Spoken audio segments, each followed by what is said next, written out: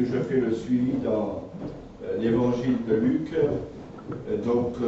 Aujourd'hui, je vais m'arrêter sur la résurrection de la fille de Jairus et de la guérison de la femme malade. Alors,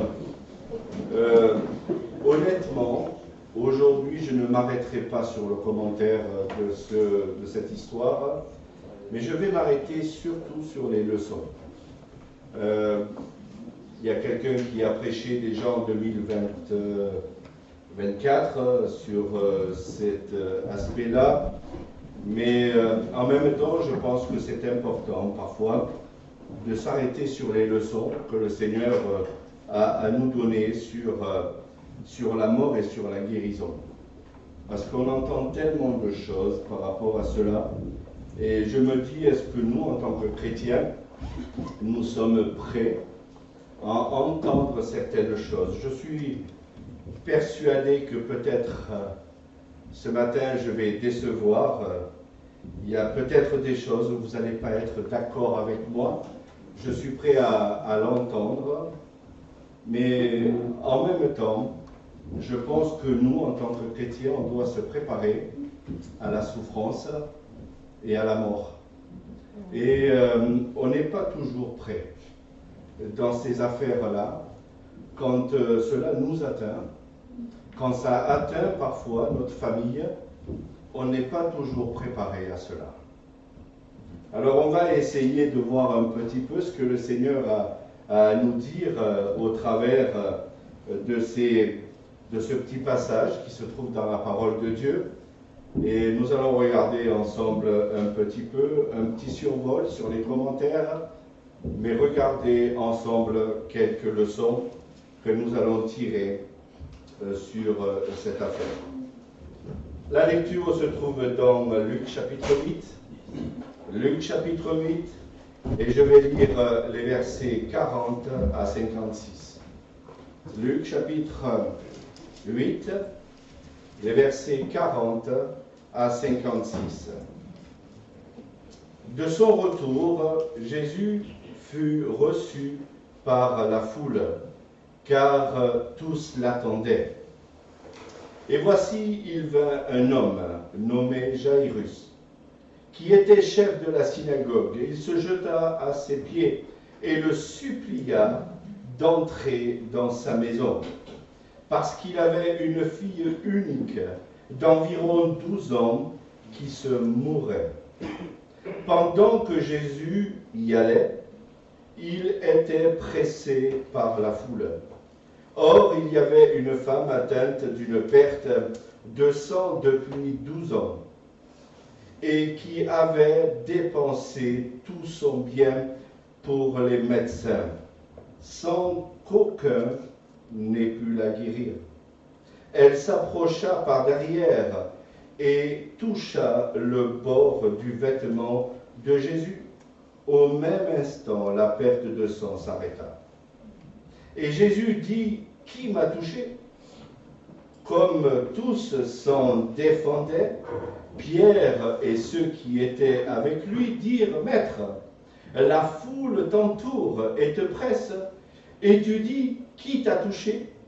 Mais Jésus répondit, « Quelqu'un m'a touché, car j'ai connu qu'une force était sortie de moi. » La femme, se voyant découverte, vint toute tremblante se jeter à ses pieds et déclara devant tout le peuple pourquoi elle l'avait touché et comment elle avait été guérie à l'instant. Jésus lui dit, « Ma fille, ta foi t'a sauvée, va en paix. » Comme il parlait encore, survint de chez le chef de la synagogue quelques-uns disant, « Ta fille est morte, n'importune plus le maître. » Mais Jésus, ayant entendu cela, dit au chef de la synagogue, « Ne crains pas, crois seulement, et elle sera sauvée. » Lorsqu'il fut arrivé à la maison, il ne permit à personne d'entrer avec lui, si ce n'est que Pierre et Jean et Jacques, et le père et la mère de l'enfant. Tous pleuraient et se lamentaient sur elle. Alors Jésus ne pleurait pas. Elle n'est pas morte, mais elle dort. Et il se moquait de lui, sachant qu'elle était morte. Mais il la saisit par la main et dit d'une voix forte, « Enfant, lève-toi. » Et son esprit revint à elle, et à l'instant, elle se leva, et Jésus ordonna qu'on lui donnât à manger. Les parents de la jeune fille furent dans l'étonnement, et il leur recommanda de ne dire à personne ce qui était arrivé. Alors, comme vous le voyez, l'une comme l'autre, les histoires un peu étonnantes, je pense qu'il n'y a que le Seigneur qui peut faire ce genre de situation. Alors, je ne sais pas pour vous, mais est-ce que vous aimeriez être dérangé? Surtout quand vous êtes devant un bon repas que Johan Pérez nous a concocté durant la semaine. En réalité, personnellement, moi, quand je suis devant un repas, quand vous me téléphonez à midi surtout, et que je suis en train de manger, je rouspète un petit peu. Après, une fois que vous m'avez appelé, mais j'aime pas toujours être dérangé, n'est-ce pas? Et quand je vois le Seigneur Jésus, il venait de traverser la mer de Galilée, il était allé libérer un démoniaque, et puis il revient donc à Capernaum, on peut dire, bon, il a fait son job, il peut maintenant se reposer un petit peu, il peut dormir quelques heures de son périple. Bien, au lieu de ça, une foule le presse, et il va là guérir, qui va le toucher, et il va sauver l'enfant du chef de la synagogue. Je me dis quand même, le Seigneur a une compassion. Et c'est le titre de mon message. Une grande compassion, la compassion de Jésus. Je pense que c'est bon de voir que Jésus était à personne qui venait le voir. Il leur disait pas, c'est pas l'heure. Ne venez pas m'importuner. Je dois aller me reposer un petit peu. Revenez à 2 heures. Comme souvent, certaines personnes le font un certain organisme. On vous fait dans l'attente maintenant. Dans la patience. Et le téléphone tourne. Attendez, je suis bon. Jésus, ce n'est pas ça, c'est pas son cas, n'est-ce pas? À chaque fois qu'il y avait quelqu'un qui venait le voir, il était à l'écoute de ces personnes-là. Alors, dans ce texte, j'avais vu, mais il y a un contraste flagrant dans cet endroit de la parole de Dieu. Il vient au secours de 2 personnes. La personne qui va le toucher, on ne connaît pas le nom, connaître son prénom, qui elle était. Mais il y a quelque chose à cette personne. Elle a dépensé beaucoup d'argent pour être guérie. Et puis vous avez ce Jairus qui a une fille de 12 ans et qui est en train de mourir. Et c'est lui qui va interpeller Jésus. Je me dis, mais le premier arrivé, le premier recevoir la bénédiction de Dieu, n'est-ce pas? Eh bien, le Seigneur se déplace pour aller voir la personne qui lui avait fait cette demande. Eh bien, une personne va arrêter le Seigneur, le simple fait de l'avoir touché. Eh bien, cette personne va être guérie. Alors l'histoire, c'est vrai à la Galilée. On se dit, mais le Seigneur manifeste de la disponibilité. Et je pense que savoir que même si tu es dans un bon repas que Johan t'a préparé, il faut savoir s'arrêter pour être disponible quand c'est nécessaire. Il y a une personne qui m'a téléphoné cette semaine, et qui a passé un moment difficile. Il m'a dit, tu peux prier pour moi? Je dis oui, bien sûr. Ben, j'étais en train de faire quelque chose et j'ai tout arrêté. Je me suis dit, quand il y a des demandes qui me sont faites, je me dis, Nicolas, tu dois t'arrêter et faire ce que la personne t'a demandé. Je me suis rendu disponible. Je crois que le Seigneur a montré ça vis-à-vis de l'humanité. Le Seigneur s'est rendu disponible vis-à-vis des demandes que nous lui faisons. Et je pense que nous devons aussi être à l'écoute de ces choses-là, en tant qu'enfant de Dieu. Il a délivré. Cette femme ne s'est pas manifestée publiquement. Après, par la suite, quand elle a été guérie, elle a été reconnaissante parce que la question lui a été posée. Elle s'est sentie, en tout cas, elle avait un besoin d'exprimer sa reconnaissance. Mais en attendant que le Seigneur n'avait pas posé la question, eh bien, cette dame ne s'est manifestée. Le simple fait de l'avoir touché a guéri cette personne. Je me dis, elle avait plus besoin de spécialistes. Elle avait plus besoin de dépenser son argent inutilement. Dieu l'a délivré parce qu'il a eu compassion d'elle. Et je pense que nous devons compter dans la maladie. Dieu peut guérir, mais Dieu parfois ne guérit pas. Et nous devons avoir cette attitude, je dirais, de reconnaissance quand Dieu nous dit, ok, je te guéris. Eh bien, nous devons avoir cette attitude de reconnaissance. En tout cas, cette personne a été guérie parce que elle avait touché le pan de la robe du Seigneur. Le Seigneur n'est plus là. Aujourd'hui, on peut plus toucher le pan de sa robe. On ne peut plus le presser. Est-ce que vous pensez que le Seigneur a compassion aujourd'hui, guérison? Est-ce qu'il faut faire un kilomètre pour aller rencontrer un guérisseur, un bienheureux, personne qui va nous toucher pour nous guérir?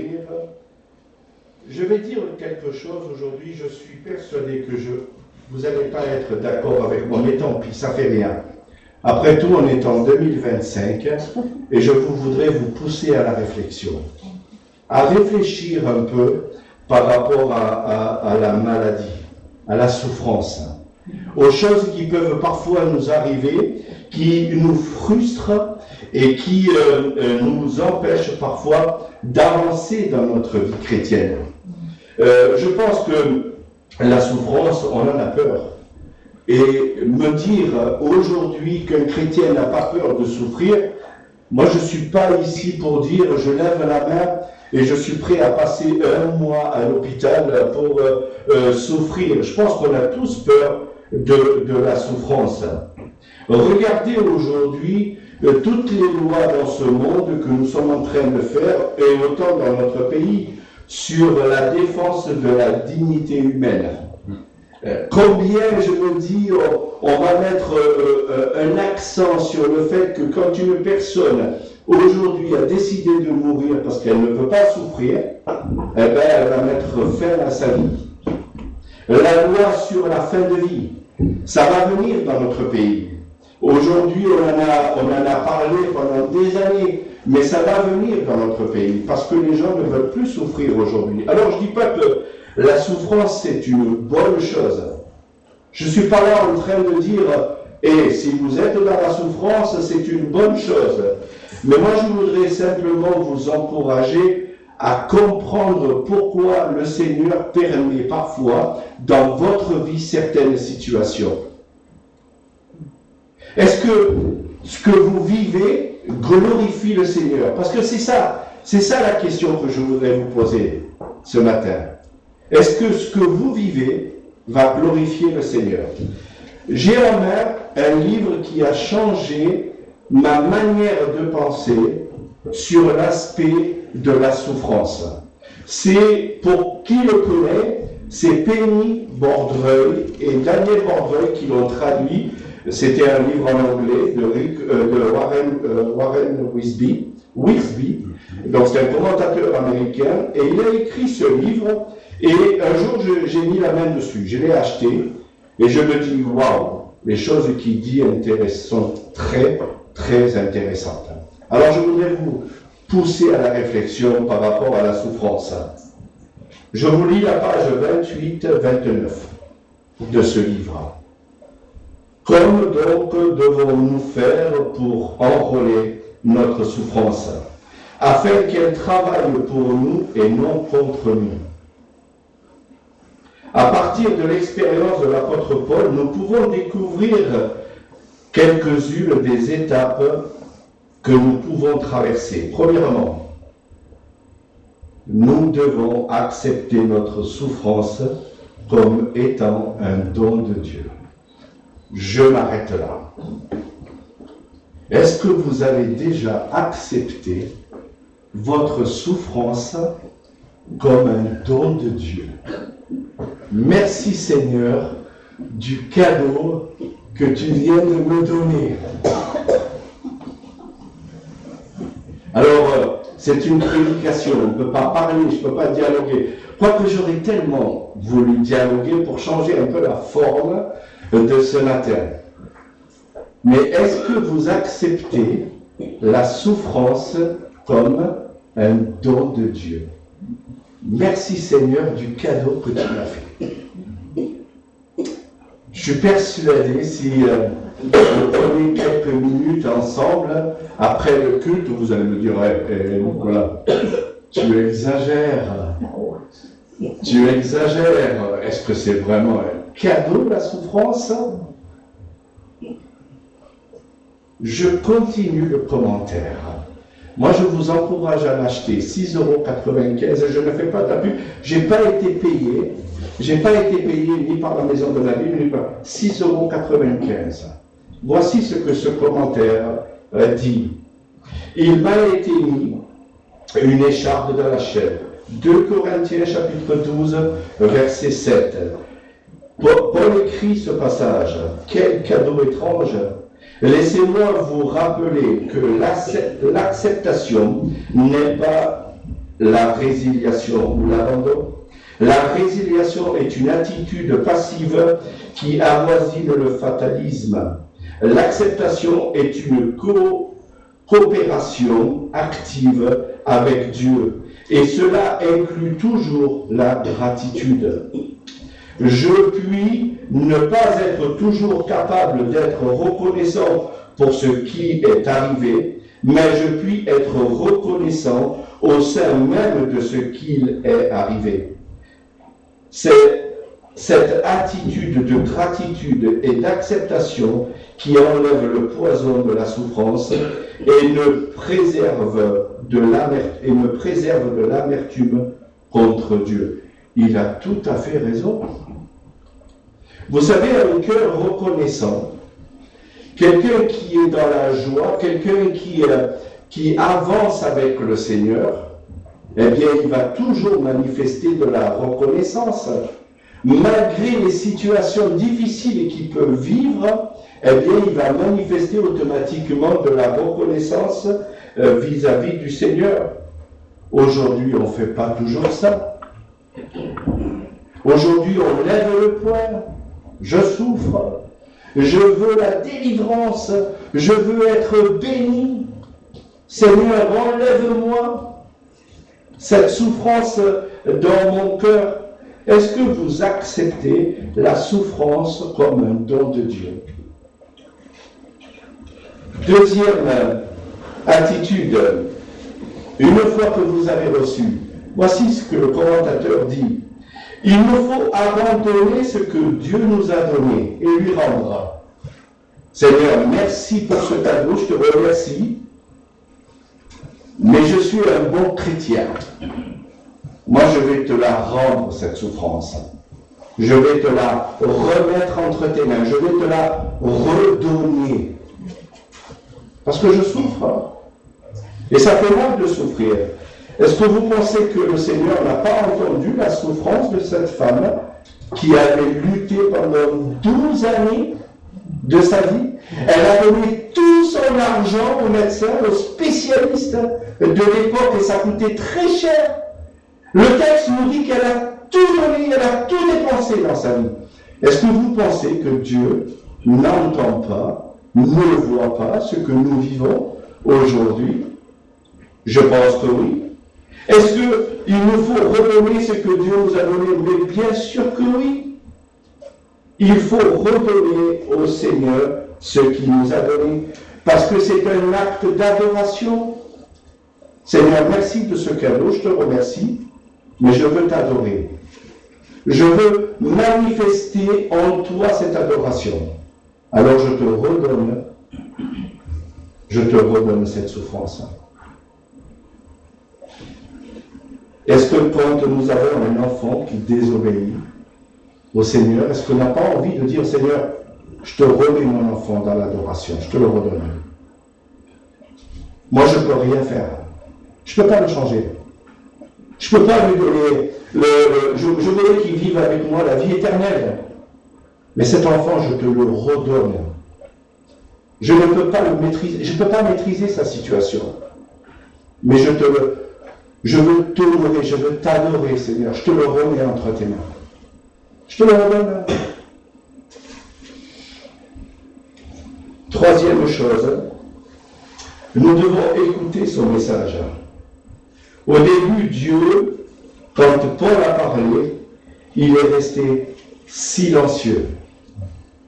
3 fois, Paul a demandé de le libérer. Est-ce que Dieu a répondu au premier appel? Silence complet.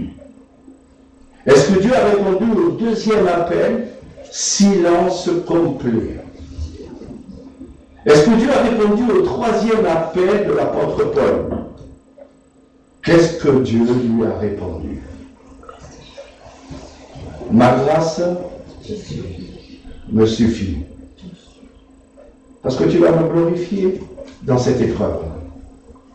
Et je me dis, mais est-ce que nous prenons conscience parfois que la souffrance peut glorifier le Seigneur? Est-ce que nous prenons conscience de ça?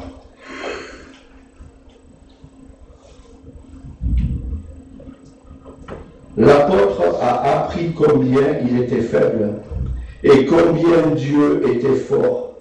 Il a découvert que la grâce et la puissance de Dieu étaient suffisantes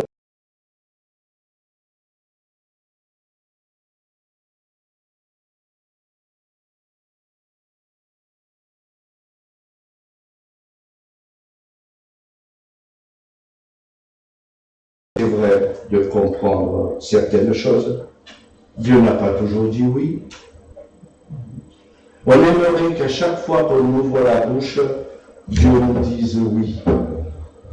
Chaque fois que j'exprime quelque chose, Dieu dit oui. Vous le savez, j'ai du diabète. Combien de fois j'ai demandé au Seigneur, enlève-moi ce diabète. Et le Seigneur m'a toujours dit non, je te le laisse.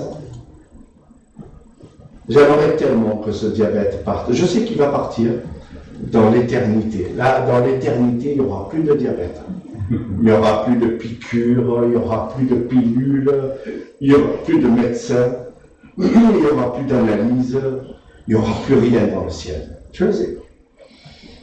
Mais en attendant, il faut que je vive avec. Il faut que je vive avec. Et le Seigneur ne va pas l'enlever. Parce qu'à un moment donné, j'ai abusé de certaines choses dans ma vie personnelle et qui ont fait que ça m'a placé dans une situation. Est-ce que je dois maudire Dieu parce que j'ai le diabète? Non, non. Tous les jours, je remets ma souffrance entre les mains de Dieu. Je lui redonne. Seigneur, je sais que c'est un cadeau que tu m'as fait, mais je te le redonne, ce cadeau. Je veux t'honorer, je veux t'adorer. Je veux te dire merci pour ce cadeau, mais je veux aussi, Seigneur, te le placer entre tes mains. Je veux l'accepter. Je veux l'accepter. Alors, est-ce qu'on accepte la souffrance? Pas toujours. Est-ce qu'on accepte la mort? Pas toujours. Je suis trop jeune. Pas maintenant. S'il te plaît, attends demain. J'ai encore beaucoup de choses à faire. J'aimerais tellement finir ce que j'ai commencé.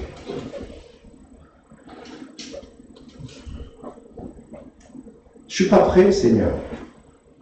Vous savez, ce matin, on a chanté de magnifiques cantiques. Et ils étaient beaux, ces cantiques. Mais, vous savez, des fois, on chante ce cantique que j'étais en train de repenser ce matin. En travaillant mon esprit. Est-ce que, quand vous chantez ce cantique, est-ce que vous en prenez toute la portée de ce cantique? Moi, j'aimerais, si jamais il m'arrive un problème, que je me retrouve dans l'hôpital de Montreux ou ailleurs, moi j'aimerais que la chorale, Joanne et tout le monde là qui chante le dimanche matin viennent à l'hôpital et chantent ce magnifique cantique que vous avez dans le À toi la gloire, le 315. Mais que vous le chantiez de tout votre cœur, afin de me préparer pour l'éternité. Quel repos céleste, Jésus, d'être à toi. À toi pour la mort et la vie. Dans les jours mauvais, de chanter avec foi, tout est bien, ma paix est infinie. Quel repos, quel repos. Je me dis, mais voilà peut-être une motivation en 2025 pour la chorale, de prendre 2 ou 3 personnes, quand il y a une personne qui souffre à l'hôpital de Montreux, d'aller l'encourager, cette personne, et de lui chanter des cantiques. J'ai appris récemment que dans certaines églises, il y a ce qu'on appelle des personnes qui font des visites dans les personnes malades. Alors, on devrait peut-être s'inspirer dans notre église à mettre cela en pratique, mais de faire des visiteuses d'hôpitaux, de faire des visiteuses ou des visiteurs d'hôpitaux, d'aller avec 2 ou 3 versets de la parole de Dieu, d'aller avec des cantiques, n'est-ce pas, encourager le frère ou la sœur qui passe par un moment difficile. Voilà quelque chose qui devrait nous inspirer, quelque chose qui devrait nous motiver d'aller chanter des cantiques pour préparer les gens à aller vers l'éternité. On n'est pas prêt, hein? Vous savez, la mort en Israël, et vous le voyez dans le texte, il y avait ce qu'on appelle des pleureuses, des personnes, des spécialistes qui venaient, il y en a de plus en plus, hein. Nous chez nous en Italie, il y a de la fanfare quand les personnes meurent. Mais pour vous montrer que à l'époque, c'est pas mieux qu'aujourd'hui, hein, il y avait des gens qui étaient payés pour venir pleurer. Je me dis, mais nous en France, quand quelqu'un meurt, tout le monde est en noir. Au moins, on sait qui est mort. Si notre voisin est mort, on sait qu'il est mort. On est tout en noir de toute manière, on se prépare physiquement pour montrer à l'humanité que nous sommes en deuil. Mais chez les chrétiens, on ne devrait pas faire ça, n'est-ce pas? Moi, pour moi, c'est pas que l'habit fait le moine. Mais je me dis, mais quelque part, je me dis, on devrait se réjouir quand un chrétien meurt, n'est-ce pas? On devrait chanter des cantiques, nous réjouir et de dire, bien voilà, nous voulons ensemble te porter, mon frère, ma sœur. Alors des fois, c'est pas possible. Récemment, un frère à Nancy-Cramayel a perdu son épouse, c'était chez elle. Elle est morte rapidement. C'était une mort inattendue. Mais je me dis, nous, en tant que chrétiens, on devrait se préparer à ce jour. En tout cas, j'espère que vous vous préparez à ce jour d'espérance. Nous n'allons pas vivre éternellement ici-bas sur cette terre. Un jour, le Seigneur a décidé d'une date.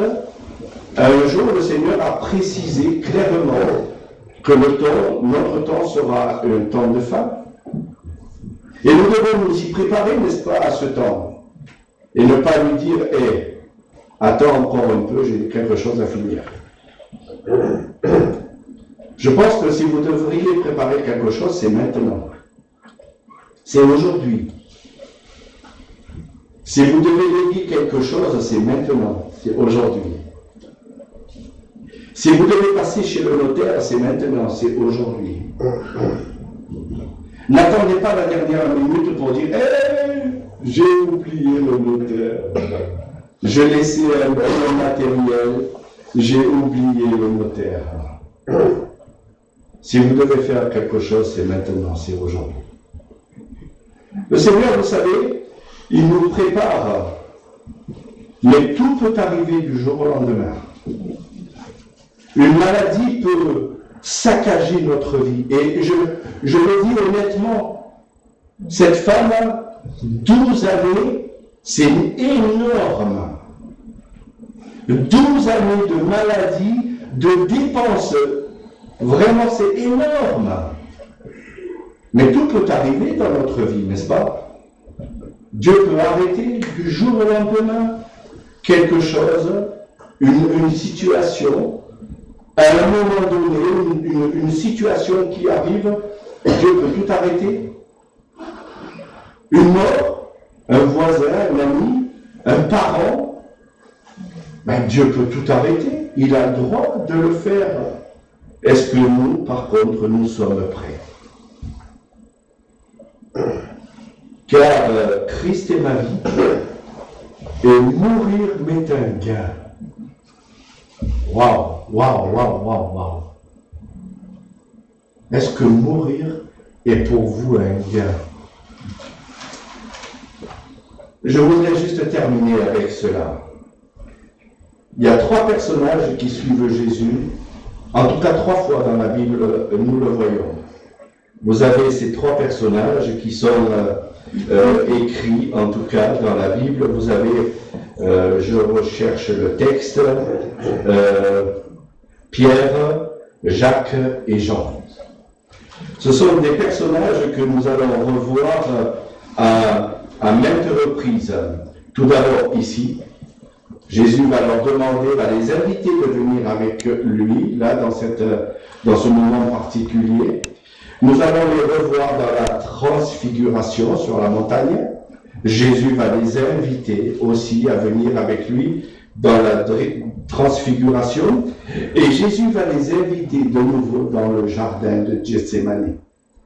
Il a laissé les disciples dans un endroit, mais il a demandé à ces 3 personnes de venir quand il était en lutte dans la prière. Ces 3 choses m'ont appris en tout cas quelque chose en réflexion. Tout d'abord, je pense que ces 3 personnages devaient apprendre ce que c'est la mort. C'est pas moi qui le dis, c'est un commentateur qui le dit, qui a découvert que ces gens-là devaient apprendre de savoir que Jésus a triomphé de la mort. Et je pense que c'est important de nous le rappeler, que Jésus a triomphé de la mort. La deuxième chose, c'est que ces 3 personnes ont découvert que la mort est un moment, un passage, mais qui doit glorifier le Seigneur. Dans la transfiguration, Pierre, Jacques et Jean vont rencontrer 2 personnages qui sont morts avant, Moïse et Élie. Pierre les a vus comme s'il voyait les personnes en face. Alors le texte nous dit qu'ils étaient de manière spéciale. Mais Pierre, Jacques et Jean ont vu Moïse et ont vu Élie. Est-ce que dans le ciel, vous pensez qu'on ne va pas les revoir, ces personnages? Moi, j'ai hâte de les revoir, ces gens-là. Hein. Enfin, je ne les ai jamais vus. Je ne les ai jamais vus, mais j'ai hâte de parler avec Moïse, de dire, Moïse, comment tu as vécu quand tu as traversé la mer Rouge? Qu'est-ce que ça t'a montré? Quand tu as levé les mains vers le ciel, comment tu as vécu ça? Moi, j'ai hâte de lui demander. Et puis, le chariot, est-ce qu'il va vite ou est-ce qu'il va pas vite dans le ciel? Est-ce que tu as vécu l'enlèvement? Moi, je voudrais savoir un petit peu, n'est-ce pas, l'expérience que tu as vécue. Ils ont découvert des choses merveilleuses, ces trois personnes-là. Et je pense que nous, en tant qu'enfants de Dieu aussi, on doit découvrir des choses merveilleuses avec le Seigneur. Et puis, le dernier, sur le jardin de Gethsémani, eh bien, ils ont montré que la mort, à un moment donné, on doit y aller. Jésus y est allé à la mort pour porter nos péchés sur la croix. Jésus y est allé pour porter nos péchés sur la croix. Est-ce que vous pensez que Pierre, Jacques et Jean ne sont pas morts? On aurait bien aimé, n'est-ce pas? Mais la Bible montre bien que Jacques a été le premier des 12 disciples à mourir. Acte chapitre 12. Dieu n'a pas attendu très longtemps pour que Jacques meure. Jean est le dernier à mourir. Il est mort sur l'île de Patmos en 95 parce que Dieu lui avait donné une responsabilité. Il lui avait donné un job. Et ce job, il devait le finir. Et c'est le dernier à mourir. Et puis Pierre, est-ce que vous pensez qu'il est mort? L'histoire nous dit que oui. Jésus lui a annoncé dans Jean chapitre 21 que Pierre devait aller dans un endroit qu'il ne va pas du tout aimer. Est-ce que vous pensez que la mort est un endroit qu'on aime? Pas du tout. Pas du tout. Mais nous devons, nous, en tant que chrétiens, prendre conscience que nous ne sommes pas éternels, que si nous avons quelque chose à réparer, c'est maintenant à le faire. C'est pas à attendre la dernière minute. Si nous avons des choses à régler, c'est maintenant. C'est pas attendre à la dernière minute. Si vous devez demander pardon à quelqu'un, c'est maintenant. C'est pas attendre la dernière minute. Combien de fois durant mon ministère ai-je entendu, quand je serai guéri, je reviendrai à l'église. Alors, des fois ça marche, hein. Des fois ça ne marche pas. Des fois j'ai vu, des fois j'ai pas vu. Je pense que nous avons besoin, nous aussi, d'apprendre du Seigneur dans ce domaine. Si Dieu demain décidait de tout arrêter, est-ce que vous êtes prêts? Parce que pour moi, un jour dans ces parvis vaut mieux que 1000 ailleurs. Moi, je veux être dans les parvis de l'éternité. Alors, je vous ai cité le verset, je voudrais vous le reciter, Philippiens chapitre 1er, verset 21. Car Christ est ma vie, et la mort m'est un gain. Que nous puissions nous en inspirer de ce passage, et que s'il y avait des choses à préparer, que nous puissions les préparer le plus rapidement possible, afin que le groupe de louanges puisse chanter un jour « Quel repos céleste !» Jésus, d'être à toi pour la mort et pour la vie. Amen. Amen. Quelques annonces.